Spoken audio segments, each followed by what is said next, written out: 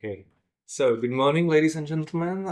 Today I will be presenting alone because purely by coincidence, my colleague Adam Mertel is presenting in a parallel session. So thank you for picking me, not him. I'm from the Department for the Study of Religions from the Masaryk University in Brno. And I would like to present you preliminary results of our research focusing on the quantitative evaluation of the spread of the Isiac cults in the west coast of Hellenistic Asia Minor. And this research is conducted within the Generative Historiography of Religion project at Masaryk University in Brno. And this project aims to explore spreading dynamics of ancient religious traditions in ancient Mediterranean by using quantitative methods. So when I say Isiac cults, I mean mainly the cults related to the deities of goddess Isis and god Serapis.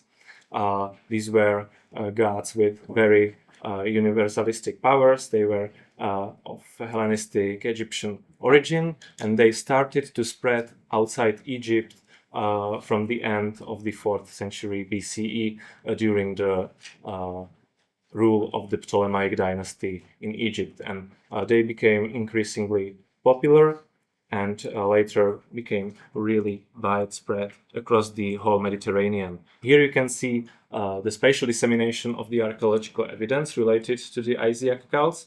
And in this research, we were interested mainly in the early phase of the spread, which is approximately the period between the 3rd and 2nd century BCE, during the early era of the Ptolemaic rule in Egypt. And this period corresponds to the archaeological evidence of red color in this map. So you can see that at first these cults spread to ports and islands, mainly in the Aegean Sea, and when Rome gained the upper hand in the Mediterranean, these cults spread in subsequent centuries more inland and became really widespread across the whole Roman Empire. And in the academic discussion, the researchers propose that either the maritime trade or the Ptolemaic political activities were the key factors standing behind the success of this early stage of the spread of these cults. And there is historical evidence supporting both of these claims. For example, Hellenistic Egypt was one of the main exporters of grain, and Egyptian merchants and sailors often worshipped these gods or these deities.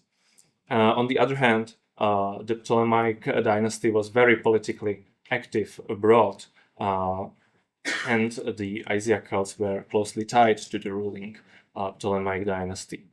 And the impact of these factors on the spread could have, or their interplay, could have significantly varied in different regions of the ancient Mediterranean. And in this research, we were focused mainly on the west coast of Hellenistic Asia Minor, because there was a really interesting political dynamics there. The Ptolemaic dynasty, mainly during the 3rd century BCE, occupied certain cities on the coast of the Asia Minor, and other cities were allies of Ptolemaic dynasty, and some of them served also as a garrisons or a naval basis for the Ptolemaic soldiers. And from the east of Asia Minor, there was this constant pressure from the Seleucid dynasty, the rival dynasty for the Ptolemies, and they were trying to lead campaigns to the coast. So really interesting political dynamics there, and we wanted to evaluate if this political situation could have had an impact on the spread of these cults. And in the academic discussions, in the academic discussion, there are some strong voices with respect to politics and the spread of these cults. So Peter and Fraser said that the cult appears in harbors and cities with considerable commercial and international contacts, and not in cities under Ptolemaic suzerainty. The spread of the cult was not due to Ptolemaic propaganda or influence. On the other hand, François Dunant said that the presence of high-ranking Ptolemaic officials had to play a promoting role in the spread of these cults in the Asia Minor. And more recently, Laurent Bricault said that the imperialistic hypothesis, which is the hypothesis originally formulated by Franz Cumont, and it says that the Isiac cults were directly promoted by the Ptolemies. Laurent Bricault says that this hypothesis is not supported by the data from the Asia Minor, but again that those political ties between Ptolemaic dynasty and Asia Minor had to be a favorable condition for the spread in the end. And we wanted to evaluate quantitatively these arguments and say something new in the discussion.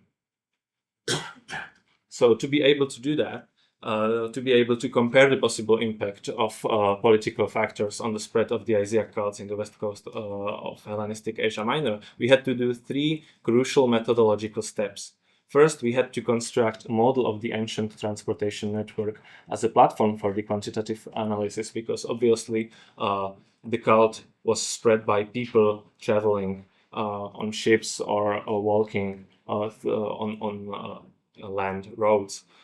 So we had to do this. Then we had to identify and categorize Ptolemaic possession in the west coast of Hellenistic Asia Minor as a political proxy. And finally, we evaluated statistically the spatial relationships between the archaeological evidence related to these cults on one hand and Ptolemaic possession on the other hand on the transportation network. And I will walk you through these steps in greater detail. So at first, we had to construct the transportation network along the coast of Asia Minor. And here we used the data set from the Digital Atlas of Roman and Medieval Civilizations. It is originally from the Barrington Atlas. And for the maritime network, we used the Stanford project Orbis, and we corrected those trajectories by consulting ancient navigational guides collected by Pascal Arnaud. And when we had the layer of the transportation network, we geocoded the archaeological evidence from the 3rd and 2nd century BCE related to these cults. So those orange squares represent Egyptian temples from the 3rd and 2nd centuries BCE, and those orange triangles are artifacts related to the Isiac cults from the same period. After that, we geocoded the political proxy. Those purple pentagons represent Ptolemaic possessions. We identified them mainly based on the catalog of Roger Bagnall's. It's a catalog called Ptolemaic Possessions Outside Egypt. And those in darker color had some military importance for the Ptolemies. They were, for example, garrisons or naval bases. And after we collected all those data and put them on the transportation network, we finally could evaluate those if there are patterns among the data. And we intended to find those patterns by comparing distances from major Hellenistic settlements, by comparing distances from these settlements to the nearest political proxy and the distance to the nearest religious proxy. But here the situation got a little tricky for us, because measuring distances in kilometers was not suitable for this kind of research, because people traveled, for example, much faster on the maritime network when compared to road network. So we used approximate speeds for ancient ships and for traveling on foot, and we used also elevation coefficient, and then the distance was not measured in kilometers, but in days it took to get from the major Hellenistic settlements to the nearest political or religious proxy. So in the end, we had this table where where in the first column you can see the list of all major Hellenistic settlements. Okay, thank you. A list of all major Hellenistic settlements from the coast of the Asia Minor, and each of these settlements has a set of unique attributes. Each settlement has its distance to the nearest, for example, temple from the 3rd century BCE, distance to the nearest Ptolemaic possession, and we also conducted various network centrality measures in order to identify a certain strategical advantages for each of those settlements. And after that, we were able to compare the data and see if there are any patterns in them. So the first statistically significant result was expected and logical. This basically means that places the Hellenistic settlements that were more distant on the network from the source of the spread of these Isiac cults from the Egyptian Alexandria, that these places, if they were more distant, then they were also distant from the religious proxy, from the temples from the 3rd century BCE. And it is very logical because you expect, with respect to logistics, that places that were nearer on the transportation network to the epicenter of the spread, that there will be more temples there.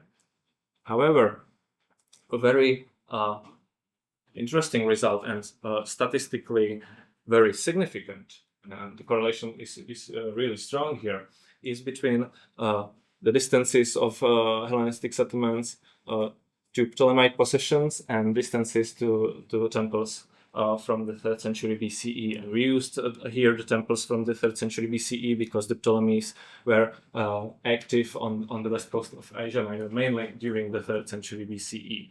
And this scatter plot basically means that if a Hellenistic settlement was a Ptolemaic possession or had a Ptolemaic possession in its proximity, it also had a Egyptian temple in its proximity too.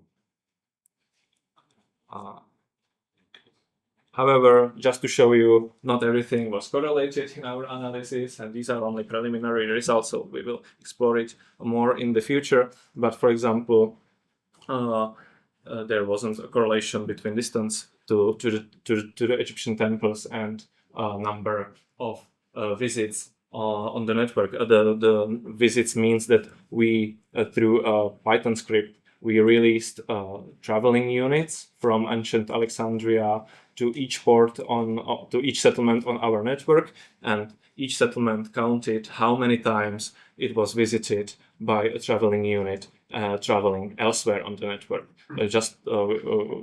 This number could indicate some strategically advantageous position on the network. Thank you. But here it can be interpreted that there was no central hub on the network, but there were many, for example, ports on the coast of Asia Minor, which played a similar role with respect to strategic position. And there were also interesting side observations in this research. For example, both the political and religious proxies were located within a 30 kilometers wide belt from the coast, with only 1.5 exceptions, let's say, or 2 exceptions. And this could indicate signpost very interesting dynamics with respect to logistics. Perhaps it was more difficult to supply soldiers that were far from the coastline. And I said in the beginning that there was this constant pressure from the Seleucid dynasty from the east, and the strong red line represents the Seleucid royal road, which was used for Seleucid armies when they were campaigning to the west in 3rd and 2nd centuries BCE. And it is interesting that again, both the religious and political proxies do not cross the territory represented by the Seleucid royal road. So really, again, interesting political dynamic there. And the preliminary results show that probably the political dynamics were a crucial factor in the spread of these cults on the coast of Asia Minor. And that would be all from me. Thank you very much for that.